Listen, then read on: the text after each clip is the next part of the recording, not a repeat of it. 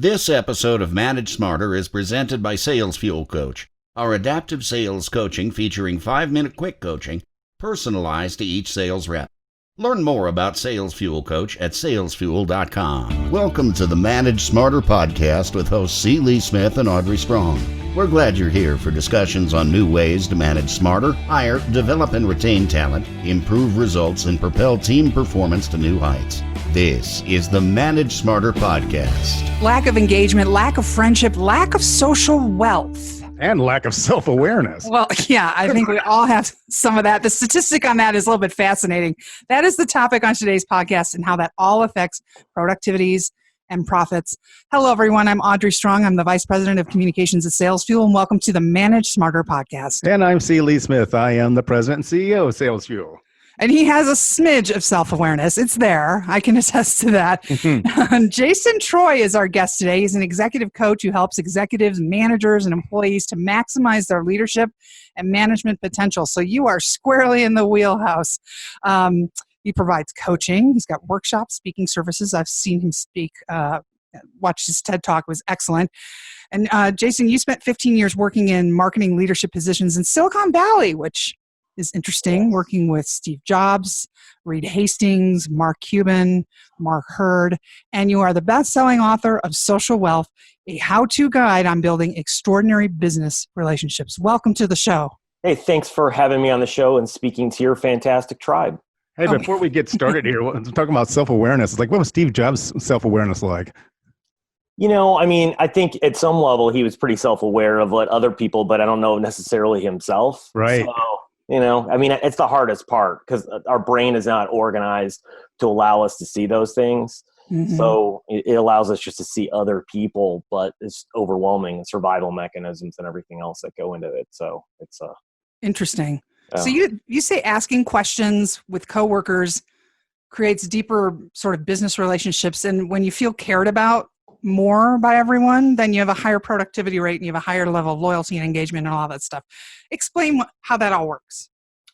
Well, essentially, the challenge is that vulnerability really is the lever in building trust super fast. Because we've all done this, right? You've all walked in a room and met someone for 5 or 10 minutes and felt like you've known them all your life. It's happened to everyone at least once or twice, maybe many times. The problem is how do you do that consistently? And what happened if you watch a video of it is someone starts to be vulnerable, then the other person's vulnerable and back and forth. And essentially what you do is in that one short conversation what people do in 20 or 30 conversations.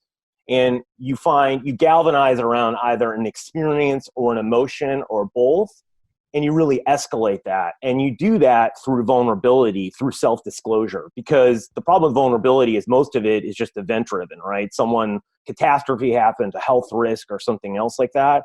But self-disclosure is the key, and that's really the ability to open yourself up and get to know people on a much deeper level. Because the people around us, we really don't know very well. And more importantly, letting them get to know you, right? Yeah, exactly, right? I mean, when you do that, it shows that you care because it's the same way that you treat the people closest in your life, in your personal life, right? And so psychologically, you place yourself in someone else's inner circle, and you can do that super fast, just like in meeting someone for the first time and feeling like you've known them for a long time.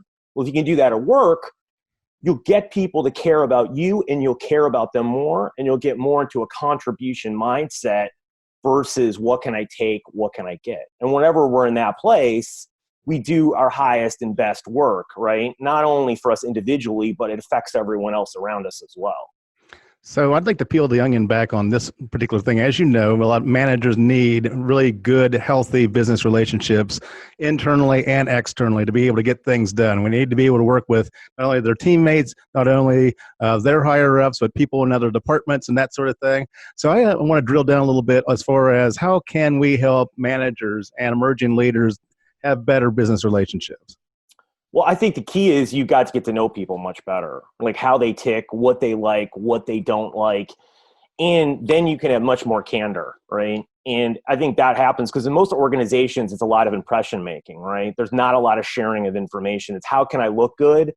How can I present something politically rather than actually engaging and sharing information? Because what happens in most organizations is the people at the top have no idea what's going on the bottom, right? I mean, I read the story about Jack Welch, how every time he went out to plants at GE, he spent, a little bit of time with the management team, went to the plant floor, and then went back to the managers and said, I know more about your business than you do. That's a problem, right? And I mean, that's one of the ways he turned around the business. It's just asking people and getting to know them. I mean, it seems sort of basic, but we're here to belong and connect. And when we don't feel like that, then it doesn't work. And Google found that out in Project Aristotle. If you Google that, it wasn't individual traits, backgrounds, or IQ. It was the social cohesion and connection between people that created the highest performing teams. And that was evident through psychological safety, which Amy Edmondson at Harvard has really gone into depth and talked about is really the number one thing that if a team doesn't have, they're not high performing. And in my research, it completely validates that. So you know the other person really well, you know what they like, dislike, and all that sort of thing. You know what's important to them. What do you do with that information? And that after, how do we keep using that information to foster better business relationships? Well, I think what happens is when you get to care about someone, you operate at your highest communication, collaboration, innovation, conflict resolution, everything else, and you have someone's interest at heart. So you're asking more questions. You're willing to take more risks, right? I mean, like Jeff Bezos says in his 2016 shareholder letter, like, I'll disagree with you, but I'll commit to you, right? And that's kind of how it goes with individuals. So you can problem solve much better, and they will be a partner with you in it, right? It's just like when I went and looked at the top 1% teams in Fortune and Forbes, top 10 workplaces. Well, the difference in the top 1% team and the top 25% team wasn't smarter people. It's just when you're sitting around a table of let's say 10 people and a leader asks a question, everyone answers. So everyone's involved in the process. And as you go down farther, you'll have 7 or 8 people, then 5 or 6. Well, that's the problem. Less people are participating, engaging, problem solving, coming up with, answers or possibilities or raising things that other people may not have thought. Well, collective intelligence is the key, right, in any organization. And the same thing, it goes with a prospect or a customer, right? I mean, the more you get to know them, the faster you build trust, people are going to have to take a leap of faith with you. Well, they're more apt to do that if you know them and they know you. Where did that statistic come from that you talked about, that people who have a close friend at work are 7 times more productive? I thought I read that in Fast Company, but as I was doing the research on there, that it was really evident that there's a lot of data out there. Like people say 70% of people say the number one reason they're happy is having friends at work. And what I like to tell people is strip out the friends. It's really more about getting to know the people around you on a much deeper level. So it's not surface level, right? Because when you talk to people personally, like even people are introverts, or like, I love talking to people. What I don't like is wasted conversations and talking about nothing. Right. Those are the people with the headphones in the whole time. Yeah, exactly. But if they had something meaningful, they would engage a lot more and talk. It's just that they don't know how, and people around them aren't. So how do you do that then? Because you had a very specific set of questions, some delving much more personal and emotional, and some that are, and Lee, one of them was, if you could live a year of your life over again, which year would it be and why? Which I thought was a great question, but you can't just walk up to a report, or even if you're middle management, your boss, and say, hey, I'd like to ask you a question, and then blurt that out. How do you facilitate that type of conversation? Well, it's really interesting is I started to do this and take the questions out because it came from a famous study by Professor Arthur Aaron, who got 54 grad students together and paired them up who were strangers. And he asked 36 questions over 45 minutes. And they were pretty vulnerable. Like one of the last questions was, tell me 3 things that you like about me, which is hard with a stranger in less than 45 minutes, right? And what happened at the end of this study is 30% of the people rated that relationship with a stranger as the closest relationship in their life, which is pretty amazing, right? I mean, it also shows you how low the bar is too, right? I tell people a snake can crawl over it because our social communication, emotional skill sets are so low that even if you try, you'll be successful at this. You don't even have to be marginally good. You just have to actually do it. But what happened is when I started doing this in coffee shops and asking questions, just like you did, people basically, stood back and almost backed away from me because they felt like I was intruding.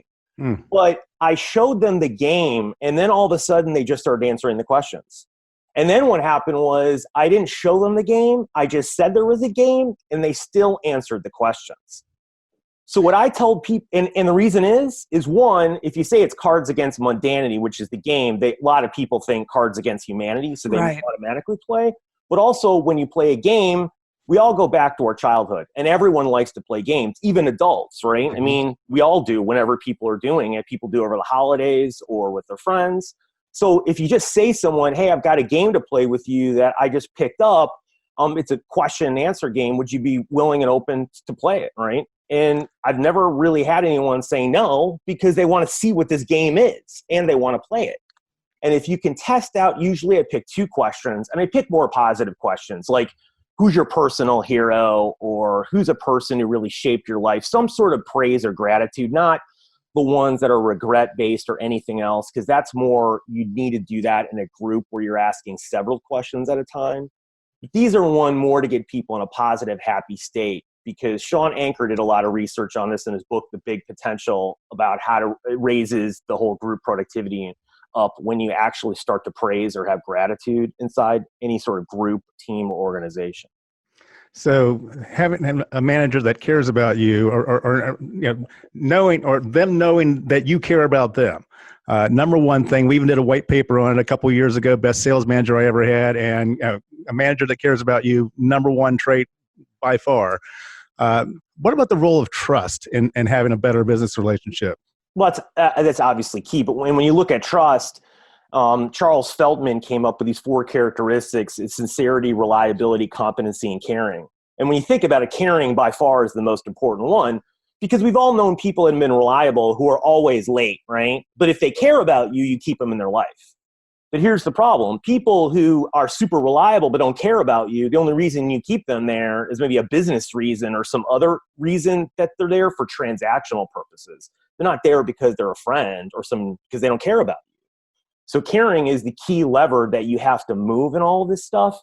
And I mean, NASA's done a lot of stuff on this if you read up on it, and teamwork, which has really revolutionized space travel for them because they weren't even getting along. So this is pretty much predominant in everything, in all the best teams and all the best research. And you can look at all-star teams too, right? Most of the all-star teams are horrible because there's egos and they don't get along. So people who are far less intelligent technically on an IQ scale outperform almost all the time. But if I feel like you care about me, but I also know that you're telling me one thing and you're telling the next guy something else and the next gal something else, and I can't trust you or whatever, that's not going to work. No. Yeah, it's not going to work at all. So that's part of the key thing, is gaining that with individuals and gaining it quickly. And the thing is, most people, they think that, oh, I need to trust you before I can be vulnerable. And so what happens is this takes a super long time for most people to do it. They don't think the other way around works. And actually all the research shows that that is the key. Because in Google's research, they had one of the managers share they did stage 4 cancer. And they showed that the team picked up their performance significantly after bonding around that, right? Because that's an extremely vulnerable self-disclosure from someone, right? But again, the problem with that is it's event-driven. It required that person to have cancer. But you can share things about yourself and get other people to do that, 24/7, 365. I know we said we'd talk about these, back to the top of the podcast, the self-awareness statistic. You say 95% of people believe they are self-aware, but only 10 to 15% actually are. Because they have no self-awareness. Exactly. They just go in a circle jerk, It's even worse for men, right? The data out there, if you look at studies, it's like 4 to 8%. In women, it's anywhere from 14 to 17%. And I think the challenge, again, if you're not self-aware, you don't understand your thoughts, feelings, emotions, what's going on internally. You don't even know your own blind spots. Mm-hmm. So now when you're acting out in the real world, right, working with other people, you're completely unaware. So you misnavigate. You can't have empathy. You can't see other people's viewpoints. You'd rather be right, than be happy. Right, exactly, and be happy, right? And admit something, or be vulnerable and say, I don't have all the answers. Well, that requires you to be vulnerable with yourself. You can't give something to someone else that you don't have, or a group of people. So that's where leaders and managers fall down. And this is all profit and loss and, revenue-driven stuff. I mean, it's a requirement for someone to be self-aware. Otherwise, they're not going to be able to be successful. And the business itself will either flatline or crater at some point. Do you have a simple exercise our listeners could do to sort of boost their self-awareness? Like, write stuff down on a piece of paper, or, even just to identify 2 or 3 blind spots that you refer to. Yeah, well, I would say there's a couple things. One, I think you can get feedback from other people, which is the key to give you insights and to stay open from other people. Now, you can't do it from like a 360 review. The other thing you can do is just ask the people around you a couple simple questions. One is, can you rate our relationship on a scale of 1 to 10, 1 being poor, 10 being extraordinary, and why would you rate that, right? And get some pretty frank answers and get that feedback, and you can have a conversation about that with someone and then ask them, well, how can I move it closer to a 10? So you can start to get some feedback on what's going on with the people around you. And I think that's definitely a start. I think the other thing is really getting an assessment and asking yourself, not, why am I not a better leader, but what am I doing to create leadership problems for myself, and start getting feedback from other people. I think the other thing to do is obviously getting outside help and identifying patterns that are sabotaging your success. Because one of the problems that will happen is when I'm working with people, patterns that you do under the age of 10 or some trauma, like let's say you grew up in a household that had 6 kids and you had to yell over everyone to get heard. Well, no wonder why you're a poor listener as a leader or manager now, because you had to then, and the payout was actually getting someone to listen. Otherwise, if you waited, nothing would happen. Well, you learn that pattern for long enough, it's ingrained habit, and now we don't think about it. We just talk over other people, and it's not that we don't care. A lot of those people just don't know what they don't know, and they can't see the pattern because that's the way the brain is organized. So some of this stuff you can do on your own, and some of it you really just can't, because that's how we're designed as a human being. We had a very spirited debate recently here in a management team meeting about whether or not self-awareness can be taught. Are you just born with a certain amount of self-awareness, or if it can be taught or coached or something like that, how much can it be taught or coached? So I'd like you to weigh in on that. I think it's a learned behavior. I think you can learn it. Now, you have to want to do it. You have to want to totally agree. Yep. You are going to have to look in your accountability mirror, and it's going to bring you to your knees, and you're going to be willing to go there. Mm-hmm. But if you don't do that, you cannot be an extraordinary leader. You can be a good one, but you'll never be a great or extraordinary. It is the bar that everyone has to go over in order to get there, because we are our own worst enemy. And our ceiling on where we can go is our self-awareness. And eventually you'll hit it. Everyone hits it at a different age, in a different time, and they will, because something will stop you. Some pattern will get in the way from you being successful, and it happens to every person. It's just a matter of when. So usually it's 6 inches between the ears. It is. That's really it. And it's funny when you talk to board members or venture capital people, the one thing they'll tell you they worry about the most is dealing with executives or other leaders is what's going on in their head, because they don't know that. And that's the one thing that they can't figure out themselves. They can look at a plan and say if it's good or bad, but they can't know what's going on in someone's head. And if they're scared, or they have imposter syndrome, or they're unsure, like that's what keeps them up at night. And I think that's what keeps anyone up at night. I can't just blame it all on my parents. Come on. That's easy. That'd be nice. Oh, yeah. Blame is the first step. I'm sure they'd appreciate that. Yeah. The website, everyone, is jasontreu.com, but there's a spelling issue here, which we're going to spell it out for everybody. It's JASONTREU, but pronounced Troy. You can get the book there, and you can book him and for consulting and coaching. And then what's your Twitter? Same thing? Yep. Okay. And how do you like to be contacted? I'm sure this has been very interesting. Some of our listeners may want to engage with you. Just contact me through the website. There's plenty of stuff there. Via email there. You get the book there too. Yeah. Get the book on Amazon. And then Cards Against Mundanity, the team building game we talked about, is free, and you can download it and start using it. And people are using it. Tons of salespeople are using it. I spoke at a huge sales event 2 weeks ago. So it's something that works for teams and prospects, clients, and everything else. That sounds good. I'm going to put that link in the show notes so people can find it easily. This has been such a pleasure. It's so great to have you on, and what interesting food for thought. I got some work to do on my self-awareness. Well, don't we all? This we is something we're never going to perfect, right, Jason? Yeah, it's we're all a work in progress, and if you think about it like that, then I think it's a fun. The journey is the fun part. There's no ending. Don't aim for perfection. Aim for progress. Yes. Love it. Well, gentlemen, thanks so much. Everybody subscribe, rate, and review the Manage Smarter podcast. Spread the word, share this with a colleague, and thanks for tuning in. Thanks for listening. If you enjoyed the show, please rate and recommend on iTunes, Overcast, or wherever you get your podcasts. You can also get more great information at salesfuel.com.